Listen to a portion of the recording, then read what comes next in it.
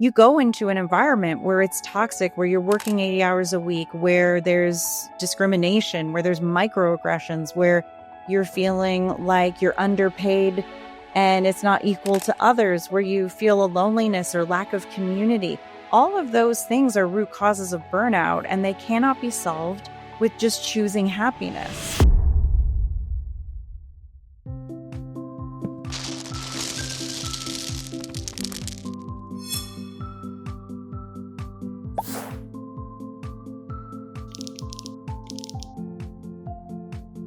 Why are so many high performers burning out even when they're doing everything right? In this episode, I sit down with Jennifer Moss, globally recognized expert on happiness and burnout, award-winning journalist and author of The Burnout Epidemic and Unlocking Happiness at Work. We explored why burnout isn't just about individual choices, it's rooted in the systems we work in. Jennifer challenges the outdated idea that happiness is simply a choice and makes a compelling case for why well-being must be baked into the design of our workplaces. From powerful organizational interventions to tapping into hidden power of small daily rituals, this conversation is packed with practical shifts every leader can make, many in under 5 to 20 minutes a week, to boost flourishing, morale, loyalty, and performance. If you care about building resilient teams and a flourishing culture in the age of rising complexity, AI, and overwhelm, this episode is your roadmap. Let's dive in. Hi, Jen. It is so lovely to have you on our Happiness Squad podcast. Thank you for joining us. Oh, I'm so thrilled to be here. It's been a long time coming. So, Jen, as you know, I'm a huge fan. I first discovered your work in around 2019-20. When, I was a partner at McKinsey. I was building our adaptability and resilience work, and I read your article on burnout. And then I discovered and read your book. And then from that, I went to your first book, which is now being released. We'll talk a lot about that book today, on happiness at work. I've read your Why Are We Here? That's the book I'm holding. So for all our listeners, go check out Jen's work. It's truly amazing. Not only is it highly research-based, but, I love the stories. I love your own personal life story. Through it, I love the story of the clients. I think they're just such wonderful reads because they combine the brain with the heart. Thank you for saying that. We can talk about the data and the research, and that's important because we want to know that it's evidence-backed, but it's in the work, it's in the moments that we truly see the data and the research being lived out. And I think that we can all connect to that, those moments where we can see ourselves in it, or we can see someone that we care about in it. And that's where for me, the stories are where it resonates most. Absolutely. So look, I want to start by a statement you used to make. It's actually quite funny because I still write in my books when I sign Hardwired for Happiness. I always say, "Dear XYZ, choose happiness." Mm-hmm. And I say, "Cheers, Ashish." That's how I sign it. But you talk about, you used to say happiness was a choice, but now you realize you're wrong. Tell me more about that. Maybe I'll change my signature too. I think that there's this sort of gray area with this statement because I do believe that we still need to be engaging in self-care. We still need to develop psychological fitness so we can deal with crisis when it hits. We should be practicing gratitude and focusing on what we have versus what we don't have, building up empathy skills. These are all the traits of a happier, healthier, higher performing person. So there's an element of where we can choose happiness in those moments. We can choose kindness and altruism, which is part of being happy as well, instead of being angry and cynical. The thing is that I think what I like to apologize for in that first book, or even just with Plasticity Labs, which is the company that we started up that was focused on building happiness at work, is that there was a sort of a very, I think, linear way of thinking about it. Like, if you choose happiness, then all these things are going to come after that. And I feel like maybe it contributed to toxic positivity because then it made people feel like, oh, especially in the workplace and organizations, like, oh, it's your problem, the individual.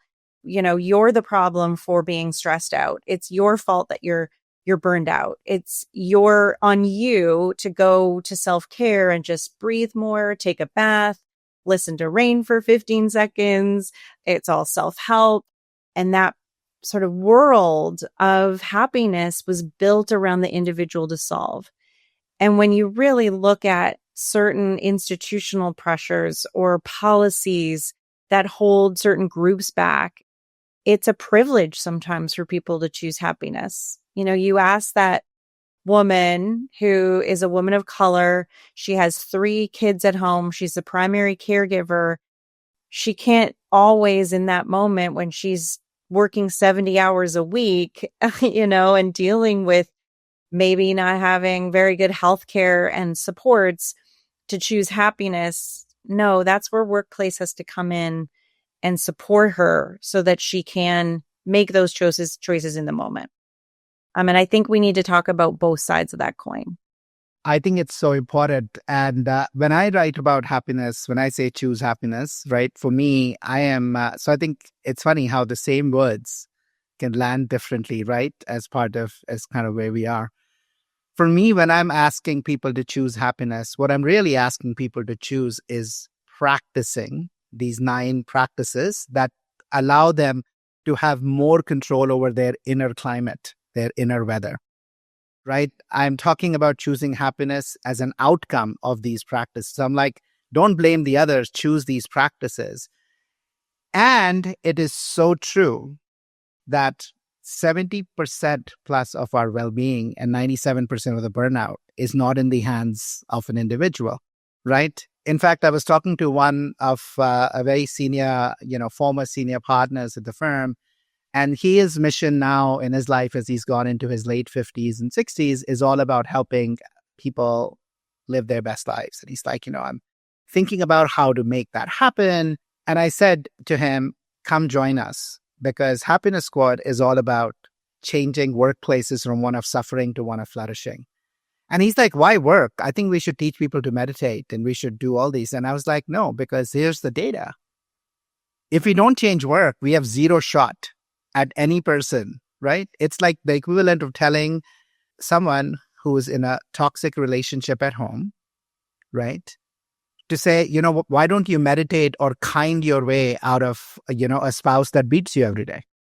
That I think is one of the most important points, is that, you have a role to play in your lifelong happiness. Yes, you don't want to learn helplessness, and you don't want to feel like you don't have any agency in your life, but you do have to consider that you go into an environment where it's toxic, where you're working 80 hours a week, where there's discrimination, where there's microaggressions, where you're feeling like you're underpaid and it's not equal to others, where you feel a loneliness or lack of community.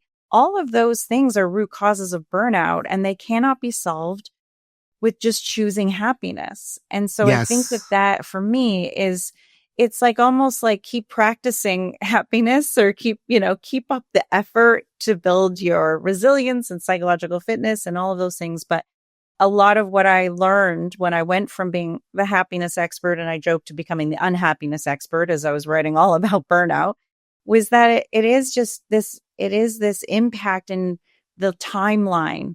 And you can go up or down, you can be neutral and be optimized, but you cannot go to optimized until you at least get to a place of neutrality where you're open to those things. 100%. And so we need to do a better job of understanding that there is a continuum, and that happiness is maybe that goal, or well-being, or satisfaction, contentment. But you need to really start with the hygiene, all of that stuff, like the table stake stuff about work, so that we can get to a place of motivation. Yeah, I love that. So look, you also start with this, you've always been one, Jen, who I feel has, who lived this notion of skating to the puck rather than skating to what's today. You've always been kind of a futurist and a trendsetter. Just earlier this year, right, actually 2-3 weeks ago, there's a new buzzword that's now capturing, because a new buzzword is going to fix it. Brain capital is the latest, brain capital is what we need to measure. Brain capital is what matters. I'm like, we've been measuring things 7 times from Sunday, right? But that's fine. Great. Brain capital it is.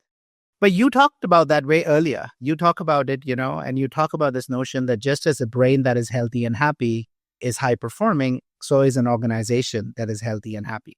So that's why I call you a futurist. You wrote about burnout when burnout was just starting to become a really big deal. But that was before, not after. Then tons of other people wrote about burnout, especially in the organizational workplace. So I always look for a futurist perspective from you.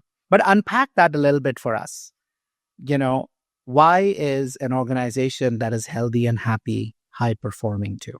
It's interesting in the Why Are We Here? I had that talk with Adam Grant about measuring and why are we so resistant in leadership and in organizations to understand the value of this data that has been around for a long time. I mean, there's been people like Sonia Libamorsky and Adam Grant and others that have they're like the goats, they know that well-being translates into business outcomes. Yes. Sean Aker, I mean, they have all established that it is true and factual and real. And so I said, to Adam, why is it that we just don't believe it? What is the resistance? And he said, it's really about this having to kind of prove things on such a short-term level now. And it's even increased, right? We've even seen that. I mean, yep.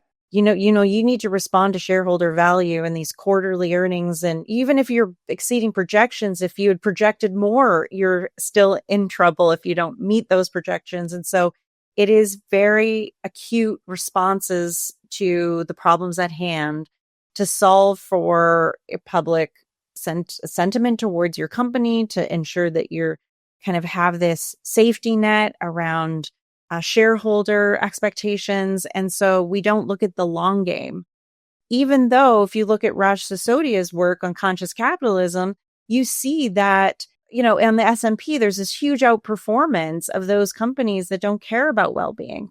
And when you have a healthy, happy individual, they're more likely to go to the ends of the earth for you, especially if they feel like you're the one contributing to their happiness and their well-being. They're going to be so much more loyal to you. They're, that whole kind of idea of above and beyond. People tend to feel like they're more engaged. There's higher morale. They're going to produce more. They're clear-headed. So they're also not dealing with brain fog that comes with stress. There's all of these influences that happen to that person that contribute to the organization. But then you look at the network effect of that, the social contagion effect. You've got all these people that are feeling better and coming together. They create all of these exciting and wonderful business outcomes. It's just a trust in the process that it is going to take time, that it does take time to build that culture. And we're so impatient. And a capitalist world right now is becoming increasingly impatient for us to show things in a way that are measurable. We live in this real interesting dichotomy, Jen. So, as I don't know if you knew, but, I grew up in the world of operations transformations, right? 12 years, that's the practice. I was a partner before I shifted to the work around flourishing. And we really live, and I was seeing this real massive dichotomy in how, both in terms of our patience with results, and how we approach anything when it comes to our physical assets, whether it is plants, whether it is warehouses, whether it is fleets, whether it is data centers, right? Mm-hmm. Which SAP implementation happened in 3 months that you know of? Right. We have a patience for a certain right? type of shift in an organization, and then a complete lack of patience for culture. And the other, which lean transformation across 50 plants happened in 3 months? Takes 4 or 5 years. And yet we bet on them because we fundamentally believe that as a strategy will unlock massive shareholder value. But when it comes to our people, we lose that. And, part of this conversation is, I wonder if, as core practitioners or, folks who are leading this work, I think we are actually doing disservice to the field. So, for example, I just finished a TED Talk 2 weeks ago. It'll come out in a couple of weeks. But I asked this Great. question, right? Why is it that when it comes to our physical assets, we look at data every day? There is no retail CEO who doesn't look at store data every day. There is no manufacturing CEO who doesn't look at plant production data every day of where things are, where we are. Why for 15 years are we okay looking at engagement data once a year? Why? Why do we accept that as the norm? Right? When it comes to physical assets, you expect 20, I've asked this question to 100 plus leaders, Yes, right? I know. How soon do you expect somebody to take action if there is a problem? 24 to 48 hours. How long does it take for any action to the survey on engagement? 6 months, 9 months, 12 months, never? I was talking to somebody yesterday and he said, the number one feedback on the survey, the worst, what we scored the worst on? And I said, what? That nothing happens from these surveys. That is the major problem.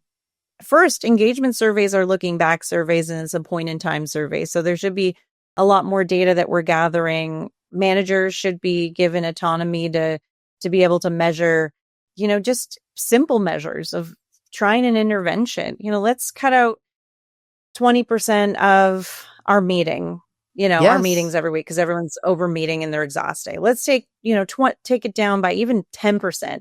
And I'm going to measure how people feel when it comes to their stress and job satisfaction on day one, simple, and then ask them how they feel in 2 months when we reduce meeting fatigue by 10%. I mean, this is what those kinds of constant, irritants that lead to chronic stress and burnout, that's the pebbles turning into boulders. And we need to, as leaders and managers, be asking, not just pulse surveys. So everyone thinks, speeding up the measure is pulse surveys once a quarter, but still no one does anything with it every quarter. So it should be that, the big surveys are great. And then you have the pulse surveys. But what are managers doing to use data on a regular basis so that they know what to do? And I think a real big problem too with investing in happiness and well-being is that most people don't know how to operationalize that. 100%. They understand, I'm going to do this transformation that I have lots of practice doing, or at least there's a framework and this is tried and true. And here I am trying to increase happiness. I don't know how to do that. And it's hard to think of how you have to operationalize it, but it is actually quite simple. And there's lots of tactics that every manager can be deploying and measuring.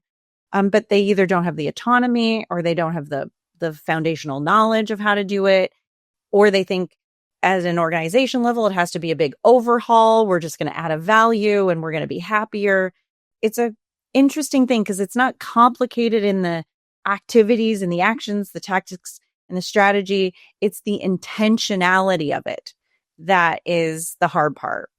100%. And helping people create space for it and giving them the agency.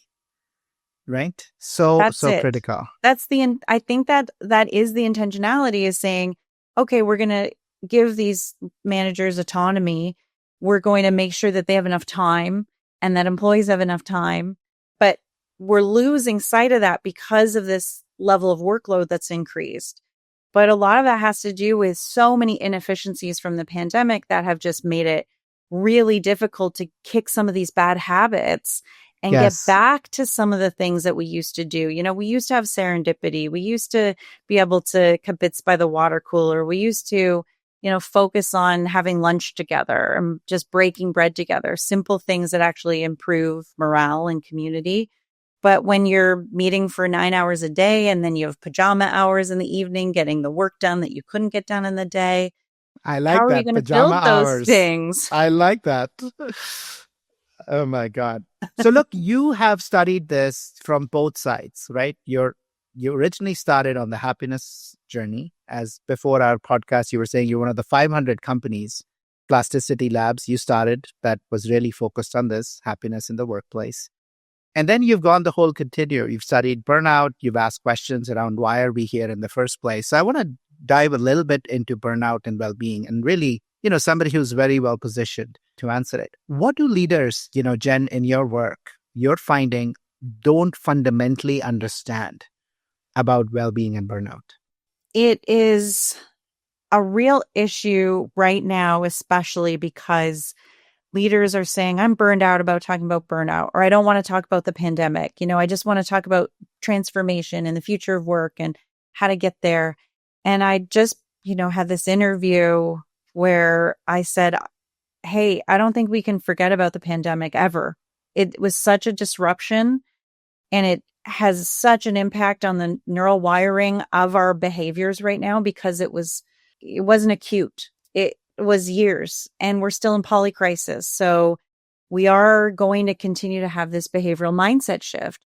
And when you think about how you look at the data now, we're finding that Mercer Trends just came out and said 81% of the global workforce is at risk of burnout this year. It was even higher than peak pandemic. So we can't forget some of the things that has changed us. We can't stop talking about burnout because there's catastrophic impacts.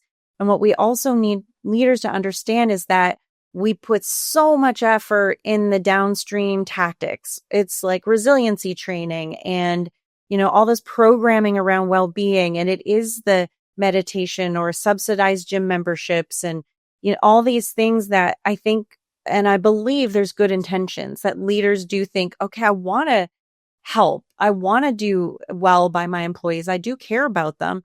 But it was, for me, the Herzberg's 2-factor theory of hygiene motivation that completely changed my mind about how we have to look at well-being.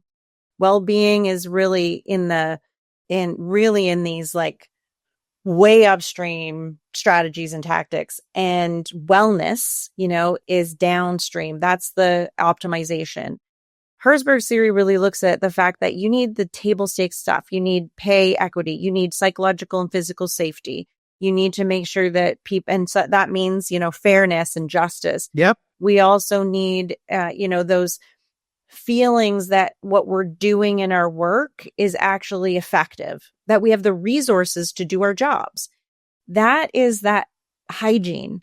And then once people feel like all of that is being done, and we don't even want to think about it. I love how it was sort of described to me, is that we don't really think about it, about being paid, or what we should be paid. We don't really notice like physical safety and stuff like that, but we feel the absence of it.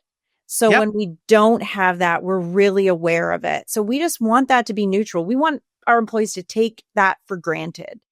And then the optimization is where people have that taken for granted. Now it's like those, the added flexibility. It's the, other things that really do create a level of optimization. And it is things like flexibility. It's workload. It is being managed. It's making sure that we have time to have friends at work. Those are the things that optimize. It's not, the wellness and the technology that's way downstream. That's a perk. These are rights.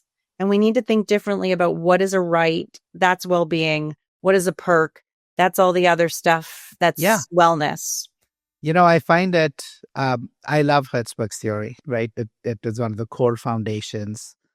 We describe these well-being pieces around this model. By the way, I love the word you use, irritants. So that was the inspiration behind the model. Yes. Jen. So my wife and I were sitting in Costa Rica, and we had this model. We had all the 5 attributes. 3 of them were influenced by some of the Michigan Ross work. One was from Oxford, one was from Harvard. And we were coming up with this. And so I asked Lizzie, my wife, and she came up with the name. And so literally our model is called Pearl. And I describe it as, oysters have the ability to take irritants and turn them into something of value. I love Pearl that. are the skills for managers to turn those daily irritants at work. And we have lots of them, bosses, colleagues, clients, suppliers, the government today, right? Every university is the biggest irritant, like changing our way of like how anything gets done in the US. Turn them into sources of value, right? And you'll see the Herzberg theory more reflected, because Pearl stands for peace, purpose, right? Yep. For every manager, it's not nice. It's your obligation to make sure you help every person connect meaning to what they do every day, right? E is energy. Is the workplace something that creates energy or drains energy? And if it is drains energy, people are not excited to show up on Monday, you're losing people. You'll have more absenteeism, right? Yeah, absolutely. Yeah. Awareness is all about leveraging the strengths rather than focusing on the weaknesses of people. We do so much of that and helping them be more resilient. Art is exactly about what you said, friendships, relationships that Mhm. feel like I belong and I have friends at work. And Life Force is all about really redesigning work in neuro-friendly ways. Somehow we've forgotten that most of the work we do is cognitive and back-to-back meetings, no deep work, constant interruptions Yes. are not going to help people do their best work.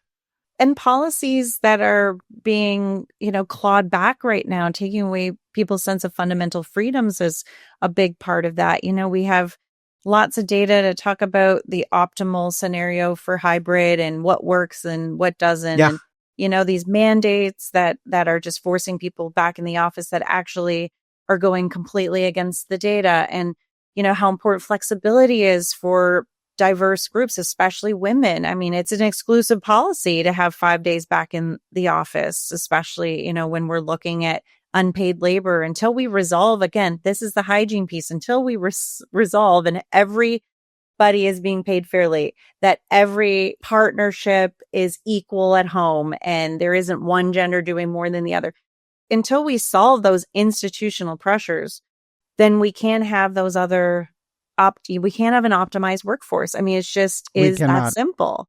And so this is where policy is really important. And I love that when the WHO put out the statement around burnout being institutional and or workplace stress left unmanaged.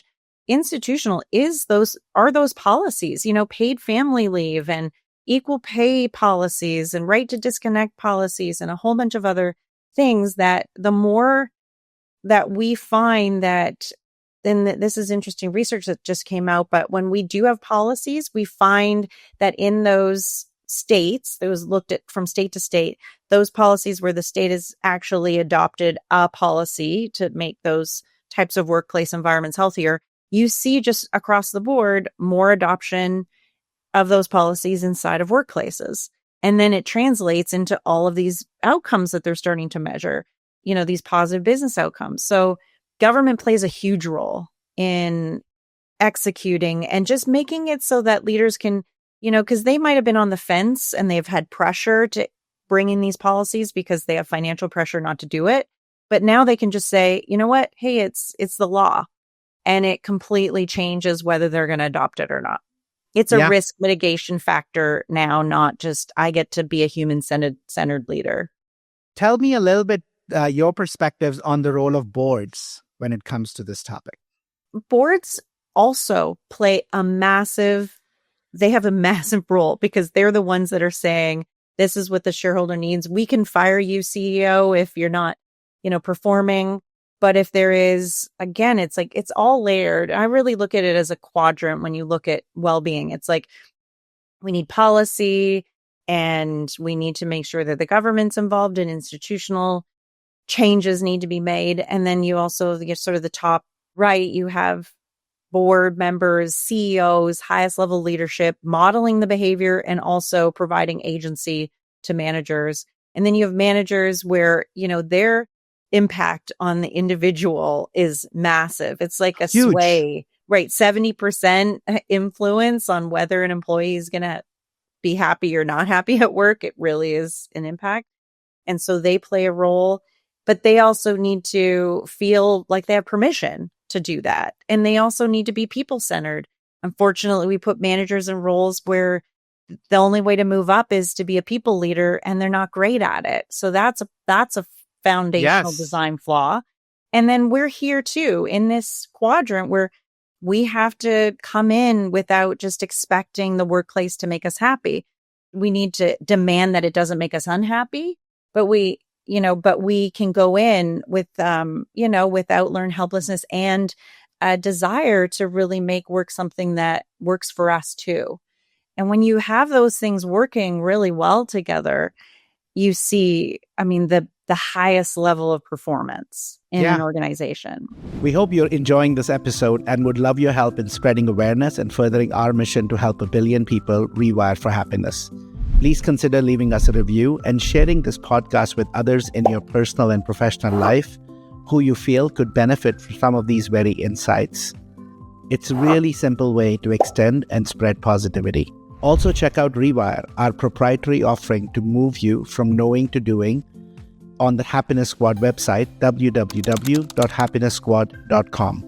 Rewire uses the science of habit formation and the power of community to help you build happier habits in 5 minutes or less daily. Now, back to the episode. I love that, all four. So the role of policy and government, the role of boards, the role of managers, and really upskilling managers, and then individuals, right, who are showing up, advocating for themselves, and collectively really working together to solve this really complex challenge. It is unfortunate that our workplaces today are one that amplify human suffering rather than human flourishing.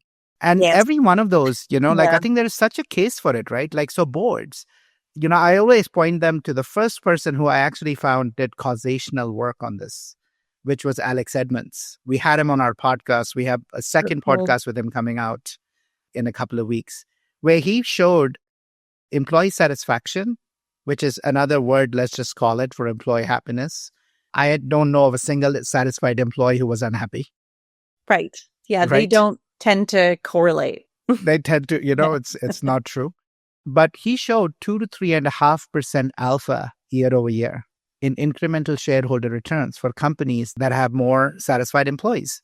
And so my point is, guys, this is your fiduciary responsibility as boards. This is not you care about shareholders or you care about something else. At that level of impact, you're leaving like 20, 30% of shareholder value on the table. That's my call to private equity guys. I'm like, look, I get it that most public companies will say, yeah, that's great. That's long-term. I don't have long-term. An average CEO tenure is 18 months to 2 years. So I don't have the luxury of 4 years for all of this to work out. So I'm not going to do it. Going back to Adam Grant's point, right? But yes. I'm like, you're private equity. You hold companies for 4-6 years, probably even longer now because the markets aren't participating. Why would you not fundamentally pursue flourishing as a core part of your strategy? I think you're right when you say it's a fiduciary responsibility, because I completely agree with that. I think, there should be a measure to say, and there should be a measure outlining the business outcomes. We're sort of letting a lot of leaders off the hook by not measuring and demonstrating the return on that investment. And I also think it's the CFO needs to understand there's a litigation risk we're starting to see. I mean, when you look at this right to disconnect in Ontario and Canada, and there's just a lawsuit now because this person exercised their right to disconnect, and they're suing now for $850,000 because the manager was mad that they couldn't connect with that person outside of those working hours and fired them. And so now there's this almost $1 million lawsuit. And I've always sort of said that, that I've said it's a bottom line issue. If we see this, like we did in the pandemic, where there was a lot of mobility, the Great Resignation happened, and what did employers do? They put everything towards well-being, invested in well-being, increased flexibility. It was like an increase in diversity, equity, inclusion. It was all the things that lead to retention, which were all well-being related, all happiness related. But then when they felt like there was less mobility and they had control again, they took it all back. We're seeing this climb back. And, I see that this is short-sighted because we're also going to have this risk liability that's going to pop up, and employees that have left organizations that had those things clawed back to go to other organizations that had flexibility, had well-being, were investing in their happiness, they're going to stay there. And those companies are going to start attracting all the talent that now has mobility. And you're also going to find we're in a silver tsunami. We have 10,000 people in the US hitting retirement age every single day for the next 5 years. That's a very large shift of the labor market that they have no desire to stay because people that are 55 are super burned out and they say, I don't want to be here Yeah. anymore. And you see young cohorts, they're saying, I'd rather take less pay to have more work-life balance and flexibility. So I'm going to do other things. I'm going to put off buying a home. I'm going to put off buying a car, and I might still live with my parents for a little longer, but I at least then have choice and agency around what I do for a living. Leaders and organizations are not seeing this 5-year, 10-year, like realization of the labor force shift. They're looking to AI to solve a lot of problems. And a lot of senior leaders I've talked to have said we were bullish on AI. I don't even know, how it's really fitting in, if it's really going to be replacing all these jobs. So, there's a lot that we need to step up as organizational leaders and say fiduciary responsibility, litigation and risk, and a labor market that's going to instantly, before our eyes in 5 years, going to be in a total state of flux. Yeah. And a technology that either will really help us, as Rasmus in his book writes about, be more human, or it can further take away humanity from us because we start treating people as completely fungible. Oh, you don't want to be available? No problem. I've got this agent who can work 24/7. So no problems, don't show up. I think it can either make us really hard, or it can really make us to say, hey, look, I spent 80% of my time really collecting data to have a 20% conversation with Jen on, how she can do better. Now I'm going to spend 80% of my time having the conversation because I could collect that data in 20% of the time, right? Yes. I think that potential, do we lean to the left or do we lean to the right to say, actually, I'm actually going to just have AI collect all the data. In fact, there's an AI avatar of mine who's just going to call Jen and have a conversation, and then we're going to be done. Like, it's our choice. It's our choice where we want to go and what we create. It is a very important moment that we're in too, because there's lots of discussion when we talk about policies. There's some legislation that's on the table right now that talks about every state committing to 10 years without having any sort of restrictions on AI. That the commitment would be, in this bill, that AI will not be at all regulated in any way. And so what we need to make sure is that AI has regulations in that it ensures that humanity is the priority. And we need to also, in leadership roles, make that position clear. We're finding that 1 in 2 employees right now are feeling FOBBO, that fear of becoming obsolete.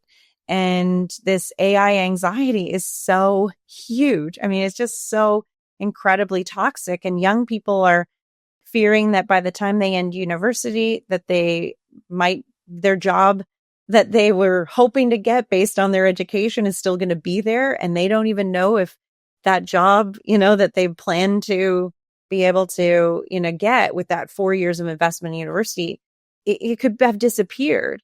And they're feeling that sense of like, what does that look like for me? And when you look at the Microsoft Trends LinkedIn report, that was so telling. They found that 67% of CEOs don't know the why of their AI. So they're really unsure of how to communicate it. I think we need to just take a moment. It's happened so quickly and rapidly. And I know there's been pressure to adopt it, but it's like, what is the point of it? And this is why people are going like, what is the point? Why am I here? Why are we here? It's because they're not seeing themselves in the future of work. And we can't have a hopeless generation. We can't have people 100%. that don't see the future, because that's survival mode. They're in survival mode then. They're not looking at investing extra time or being loyal, or they're always on the lookout for something safer or better, because that's what happens when we're in survival mode. And that's where AI, I think, just the reset needs to happen around what is the point? Because there's some where it makes an excellent point. There's some areas of AI, it's a match made in heaven. There's great partnerships that can happen. There's a lot of time saving that I believe AI can do. But when we start to look at it as replacing humans, I feel like that's a bridge too far. We want a technology to be a partner. We don't want it to become human. And a lot of the goals, it seems like, is this push for it to replace us. I do want to make this point too, that I think this hyperbole of AI taking over everyone's jobs is just, we need to nip that in the bud, because there's no way that a government or, a politician, a prime minister, president, that they're going to have all of their entire country of employees, of humans. They don't want society not working. How are people going to purchase things? Is it going to be then Yep. that the government is going to just pay for everyone to live? And then now that has to become an entire welfare state, that we're looking at, giving people money so that they can survive and that they can buy things. None of this capitalist kind of the way that we run the world is based on no one working. And we need to come up with a solution for funding no one to work. That doesn't make sense. So this idea that everyone's jobs is going to be replaced is just not an economically viable and sound prediction. Yeah. It goes back, as I'm hearing you, Jen, goes back to kind of your book, Why Are We Here? And, if you look at why are we here, and if we ask that question as executives in a company, we're not here just to earn profits. I always love Alex's line, if you want to reach the land of profit, follow the road of purpose. We are here to serve. We are here to create value for all stakeholders, or the stakeholders that matter. Employees for sure is one of the stakeholders that always matter in the research. Always. It shows up. Others, questionable for, do all other stakeholders equally matter for an enterprise? But for sure, employees come first, because whatever you do through shareholders, we do it through our people, right? So shareholders matter, but employees matter. There is no doubt about that. And so if we reorient ourselves to say, why are we here? We are here to serve our stakeholders. We are here to serve humanity. Then any solution that says we create more value for one at the cost of another will not hold. But you have to ask the question, why are we here? Right? That's point number one. As I just reflect on this, I hadn't thought about this, but as I was hearing you and I was having your book title here just stare at me, I was drawn to it. And my second, question that I think every leader and I think every person needs to ask is, why are you here? And unfortunately, in our hustle culture, most people, their identities are tied up in work. We are here to work, right? But if you go back to the orientation of we are here to serve others, create value, right? Well, we can think about it either to say, well, if I can replace 30%, which I do think 30-40% of work can be replaced. I think in programming, almost 80-90% today, we can replace what programmers do through AI. The question we can ask ourselves is, if we are here, if we define ourselves, why are we here? Not just to work, but to live our best lives. Why would we not use the advances, let's say 20-30% that we can gain productivity from AI, right? Why would we not, as leaders, use that to go to a 4-day work week where we can still deliver the same impact, but not require people to be overworked? Why is the answer fire 20%? This is the thing that I feel like the lie of AI, or the under delivering on the promise of AI, is that it's supposed to give us our time back. We should be looking at this as increasing time wealth and reducing time poverty and making it so that we don't have to worry so much about a huge swath of our workforce going on long-term disability leave, so that, from burnout or mental illness related issues. Instead, if they have AI that's giving them their time back, let's not just throw more work on them because they've been more efficient. And the promise of AI was to solve for that. It was also supposed to increase our chances of working on more creative, parts of the job. So have we also, when we adopted AI, have we continued to focus on that program of upskilling and reskilling? And we see that's not happening. It's just that AI has come in, but we haven't really been strategic around, making sure that that person maybe that was inputting data is now able to read the data and provide insights, because they've been trained to give that layer that I think is really a human aspect to it. But there is a very special there's a very special thing that humans have always needed and what is core to humanity. And that's cooperation. That's where we have progress. That's where we saw energy being built and why we've survived for so long and why we continue to be at that kind of high, high up on the food chain. It's because we learned how to cooperate, and we can't take that away, because we can say, yeah, every single job could be replaced, but should it be replaced? And that's the question that we need to continue to ask. What aspects of the job can we say, technology can play a part of that, but we shouldn't be replacing jobs, just, at this sort of wholesale level. It should be, how do we think strategically about what kind of economy, what kind of world we want? How can we make sure that there's human connection and cooperation that's still part of that strategy? And then technology and the role that needs to play. So this is where the idea of not having any sort of regulations on that means that humans aren't still at the center of our future.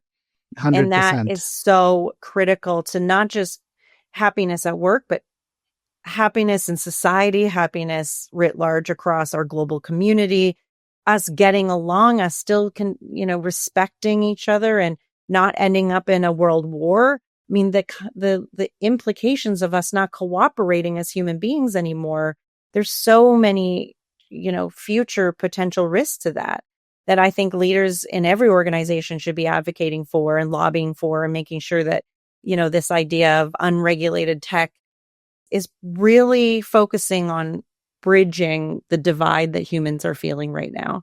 Yeah. And using technology for good is, I think, the most important kind of strategic lens we need to be thinking about in the happiness space for this next 5 to 10 years before we can't go back. Yeah. I can see a book coming, Jen.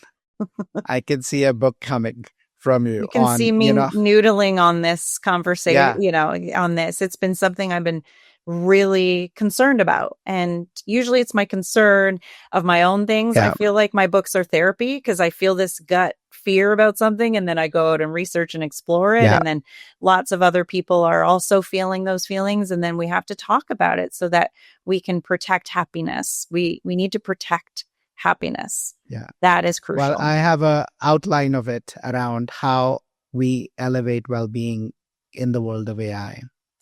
I love because that. I do think it can solve so much problems if we choose to. So we'll find some time. We should brainstorm a little bit, and it'll be fun to do something. Next time it's going to be the happiness AI conversation, and we're going to solve this we're going to solve it in an hour, and it's going to be, we're going to be able to execute on a framework for people, and it'll be great. Yeah.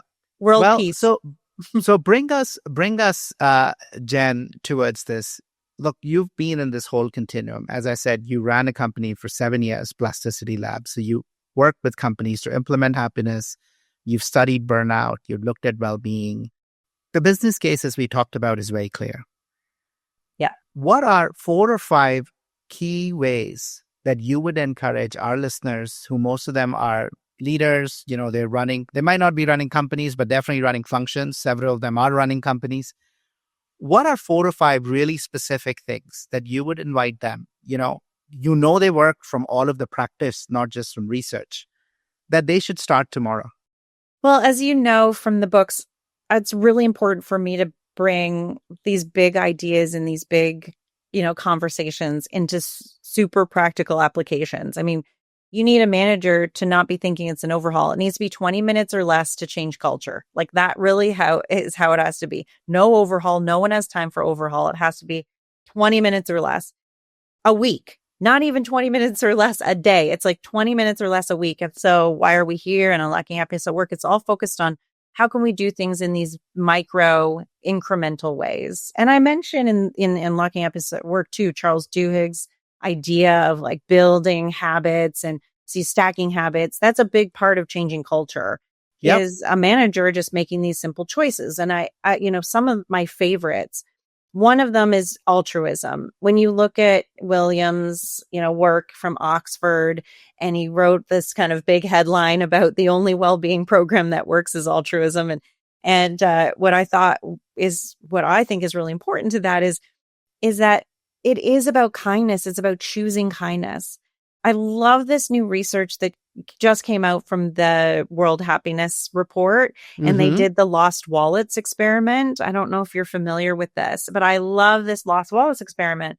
And so this is across all over the world, but I'll give you the Toronto lost wallet experiment. And what they did is they placed wallets, and people say, do they perceive if the wallet's going to be returned or not to them? And in Toronto, 23% of people believe that their wallets would be returned, when in reality, 80% of the wallets were returned to them. So our perception is way off on how good people are. And that's playing a really big, that's making us unhappy. But we are becoming unhappy, perceiving people to not be good when they are good. And what they found even in Canada, that our pro-social behavior from 2019 to 2025 has increased by 10 points. So we're even nicer than we were, even though it seems like people are not nice anymore. Yeah. So this belief in others and just looking at the good and going outside yourself to do a nice thing for another person inside of the workplace, don't just say good job, but spend some time going, okay, I'm going to pay attention to this person and what they're doing in this meeting because I'm really valuing what they're saying to me. And then sending a note on a Friday afternoon, create a calendar that you just say like a nice thing about someone. You say, hey, I heard what you said in this meeting and I actually found these 2 points really important. Note those 2 points. Say, I'm going to bring them back to my team and we're going to talk about them because I think we could leverage those. So great job.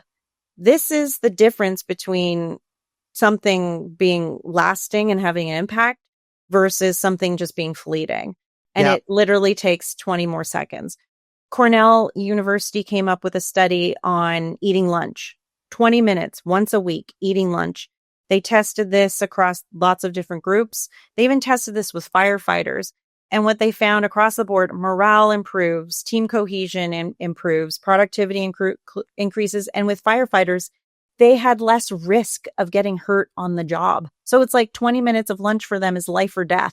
I mean, that really is a big impact. Spreading positive gossip. Great research that found that when you talk behind someone's back nicely inside of an organization, that onboarding it increases. It's like a 5x difference of the speed of onboarding for people because they go in and they spend a few days realizing everyone says nice things about people behind their backs. They perceive, this is perception and reality, they perceive that people will say nice things about them behind their back. So their psychological safety increases immediately. They're more risk-taking. They speak up. The innovation goes up in those organizations. Again, these are, very small tactics. 20 minutes, have a 20-minute meeting once a week. That is non-work related. Ask what lights you up, what stresses you out, and what can we do for each other to make next week easier?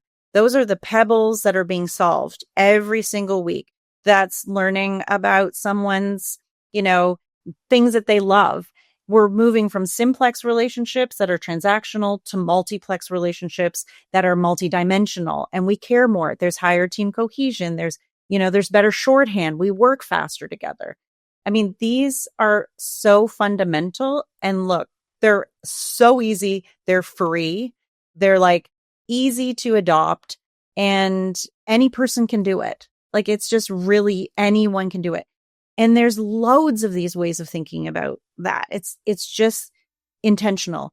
And we need to realize that when we are busy, we tend to let go of those things like the non-work related check-in, or we're exhausted. So we don't take the 2 minutes to, say thank you that week. It's really consistency and frequency that equals trust, which improves happiness at work. So the one thing we should never drop off is the happiness interventions. They should always stick because we can get through all those other things if we have this higher well-being and happiness within the groups. Yeah. And friends, today's world right now, we need to be more adaptable and resilient. It's the number 2 skill in the World Economic Forum. We all feel it. You don't need to look at the research, right? At the pace of AI changing, the way our tariffs are changing every day, the way the the world is evolving. There is nothing more needed than adaptability and resilience. And if it is one sure short way to increase your adaptability and resilience, it is through the science of happiness. So, Yes. Jen, thank you. I can't wait to read the second edition. I loved the first one. So I can't wait to see how you updated it. We'll have a link of it in our show notes for everyone. I'm really grateful for the amount of time you spend and the care you send bringing human stories to the research, which sometimes can be pretty dry, in a very practical way for people to apply. So thank you for your work. Thank you for being who you are. I'm grateful to call you a friend. Oh, the feeling's so mutual. I feel exactly the same way. And I'm so glad you invited me on here to chat. And I think we can all have a role, but the more we do it together, the more we collaborate, the more we cooperate in this space, the more prolific this conversation will be. And that's our goal. That's our altruistic goal, right? In the end. Absolutely. Thank you, my friend. Be well. Thank you. Bye. Bye. That wraps up another episode of the Happiness Squad podcast. We hope you found the insights actionable to enhance your journey towards happiness and fill your life with more joy, health, love, and meaning. Please consider leaving us a review and share the podcast with anyone in your professional or personal life who you feel will benefit from some of these very insights. It's a really simple way to extend support and spread positivity. Take care, and remember, happiness is a choice that's available to you moment to moment in the here and now. Take care and see you next week.